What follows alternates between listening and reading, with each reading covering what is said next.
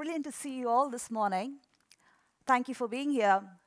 I want to try a small experiment. Can I get you all to stand up, please? Thank you. I know you've done a bit of clapping, but can you clap again? Imagine you're giving me a standing ovation. Yay! Thank you. Thank you. That's done. My TEDx talks is done. 0, crunch time. I've managed to get a standing ovation, and that's the end of my talk. Please sit down.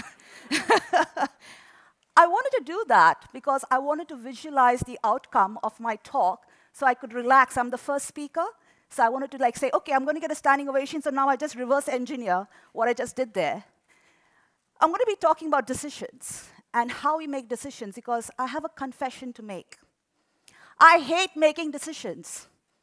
I prevaricate, I procrastinate, I just try and avoid till the last moment. And this also happened for the TEDx talk. My poor organizers, they did not know the topic of my speech, they did not know when I was arriving, when I was supposed to be here, because I just couldn't deal with the logistics. So I think that's quite interesting because I don't think I'm alone. Many of us hate taking decisions. And why is that? The reason I made you guys stand up and clap for me is I'm scared of the outcome. So when I take a decision, I'm worried about the result, the outcome. And today what I want to do is make us step back and think about how we take a decision. How does it make you feel? So when you're taking that decision, you actually feel happy with the result. So we've all been here, right? Like every morning, imagine you put on your alarm, you have this great idea of getting up at 6:30 in the morning and go for a jog or a run. I'm from London, it's always raining outside, and I should confess, it's pretty hard to motivate myself to get out. So 6:30 in the morning, the alarm goes off. I've subscribed to all this amazing Instagram motivational quotes about being positive, changing yourself, going and doing it. And alarm goes off. It's a bit warm in bed. I want to stay in. It's raining outside. I'll just have a bit of snooze. So I put this on the snooze. Shit, it's 8 o'clock. I still haven't got up. I haven't gone for a run. I haven't changed myself. I'm still the same human with all the bugs. Nothing has improved. And this happens to all of us. We're all striving to become better, change our behavior. But you know what the problem is? The problem is we don't know who we actually are. So even if you decide to change yourself, you think you're changing yourself for somebody else in the society, on how some motivational, positive guru thinks you should be successful CEO in the morning and make your morning crunch time really work for you. That's not who you are. You're trying to be somebody else. So the first step to take a good decision is to understand who you are. Because if you understand who you are, that's half the battle won. Because the problem is we are humans, and humans are unpredictable, we are emotional, we are random, and being human these days is seen as a bad thing. Our whole society is geared about making us feel more productive, more efficient. There's algorithms and bots taking over our jobs. Machine learning, it's all about predicting your behaviors. So with that issue, being human, being random, messy, late for work, all of these things becomes a bug. And that's really bad because our whole society is geared towards productivity and efficiency and trying to get away from those buggy human features. So one of the things that I find quite interesting as a designer, so I have a company called Design for Social Change, where we work with data in the cities, is how do you actually capture the human quirks, our intelligence, and bring that as a positive force to change cities. So just last evening, I heard the bad news about the attacks in London, and that's very close to my house. I go running and cycling by Westminster. And one of the things that made me think a lot about is, what could I have done to prevent something like that happening as a citizen in my own city of London?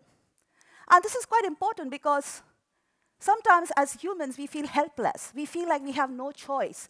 We have all these amazing technologies, but when something like that happens, you feel like I can't do anything about it. And that's where I want to challenge this idea that you, as a citizen of Warsaw, can actually keep your city safe as well. So how would you do that? You do that in a simple way. So first of all, how many of you guys use some kind of app or some kind of map or technology to find your way to this conference center? Can I have a show of hands? Brilliant. So we're all pretty much data-driven. So that's your first interaction, right? You either took your phone out or you went online, you looked at Google Maps or some kind of mapping thing, you looked at My Taxi, you tried to use these services to get here. So that's your first interaction, is actually using your data. So how could you have used that data of you commuting from your home to this TEDx conference place in a way that could have improved your commute or could have made your experience of Warsaw traffic much better? And that's what I want you guys to start thinking about, is how we have the power and access of our own data to improve our everyday life in cities. And the reason this is important for decision making is two things. First of all, if you are able to figure out all those data points that you have every day with your interactions in the city, it becomes very easy for you to decide what you're going to do with that data and how you can use that data to actually improve something with your own opted-in. It's not somebody's like snooping on you and trying to take your data away from you. You as a citizen are sitting on this massive gold of your own data. You decide what to do with it. The second thing which I would challenge, we as people keep giving away our decision-making capability every 1 or 4 years to other dodgy humans called politicians who decide on our behalf what should happen every day in your life. I know this is a slightly contentious topic because we're all supposed to believe in democracy. But if we step back and look at the fact that we are all intelligent people here, we all collectively can do something, we don't need to necessarily give away our idea of responsibility to somebody else who decides on your behalf on how to improve your commute to come over here to this conference center, or how many hospital beds, extra hospital beds needs to be there. You can decide based upon your own interaction of going to the hospital, having a bad time there, waiting and sat down for a long time before you're seen by a doctor. That is your personal experience. It's not your president, your prime minister, or your local councillor's experience. They are not in your shoes. So why do we give away that decision-making capability of you deciding for yourself on how to improve that experience with the hospital to somebody else to do that for you? And this is what gets interesting, is in our current day, we have so much access to technologies which can take that data that you are using as a part of your own activity in order to improve the hospital experience. So what I'd like to do is step back and think about how every day your interactions with what you do with the city, the data and activities you do, are actually actively used to improve those services that you would like to see improved in the city itself. So what's the reason of doing this? What's the purpose behind this? I have two inspirations.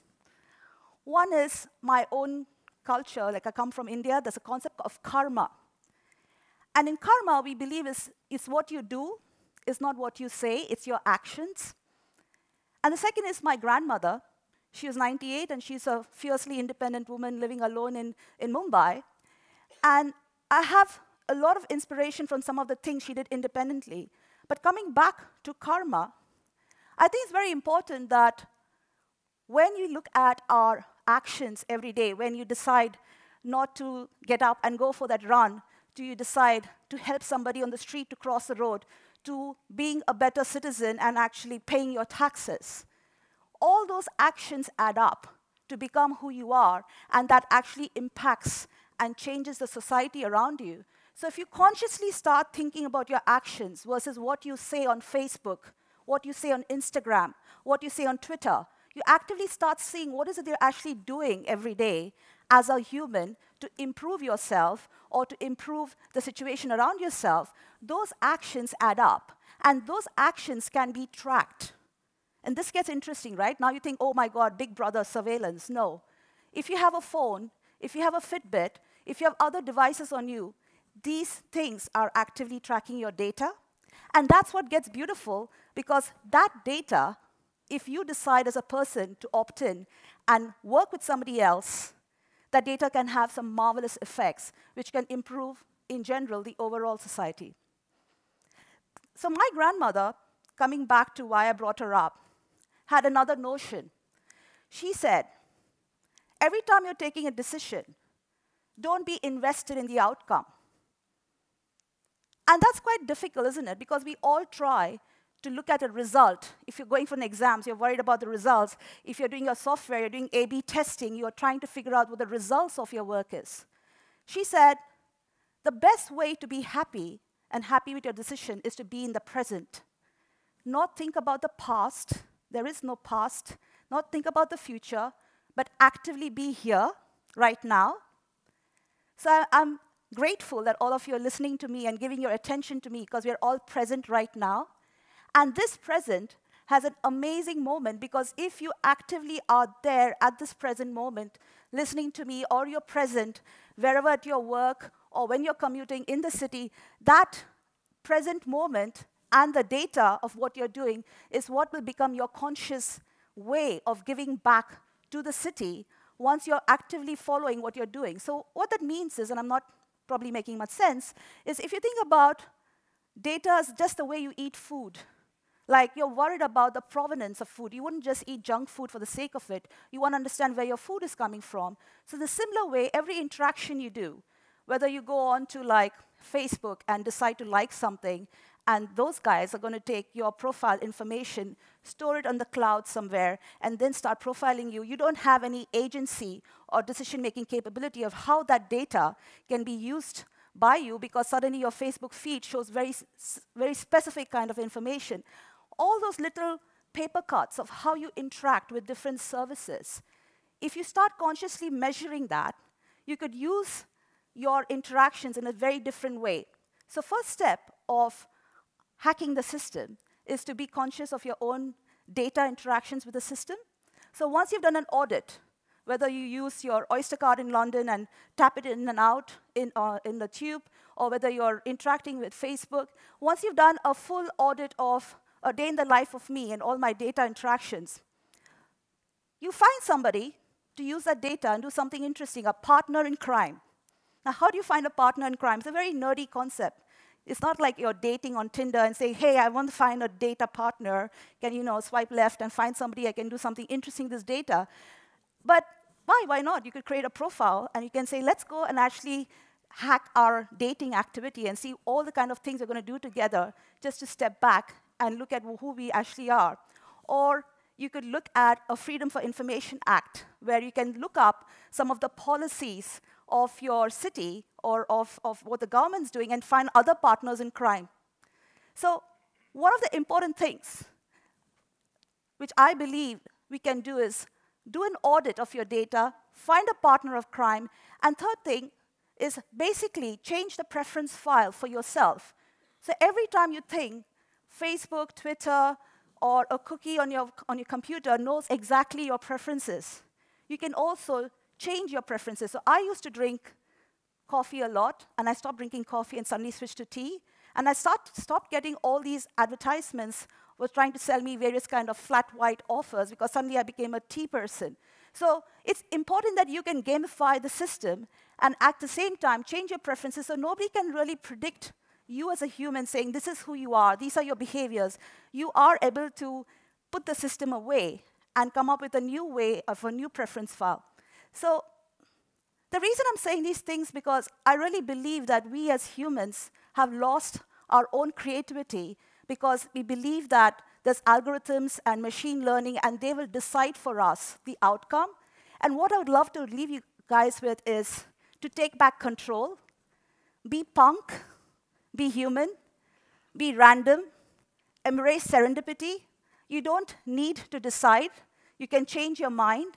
But it's really important that you remain, in a way, unpredictable, because you can't design predictability very well within systems. Thank you.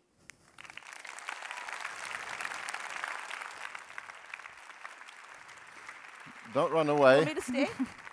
No. You've come a long way. You don't get to just run away just like this. Come on. Stay in the red circle for a while longer. Serendipity is my favorite word ever. If you guys were here last year, we had a thing about serendipity. I don't know if you recall. Humans are very good at serendipity. We so long as we open up to other humans. Machines just don't get it. Mm-hmm. Right? This is not a thing that the machines understand. How, as a designer whose job really is to be empathetic, that's kind of the bottom line, right? Yeah. How do you expand your relationships? How do you work with your circle of the people you work with, your friends? How do you create more space for serendipity to happen in your work and in your life? That's an excellent question, Ralph. I think one of the things I love in software is Easter eggs.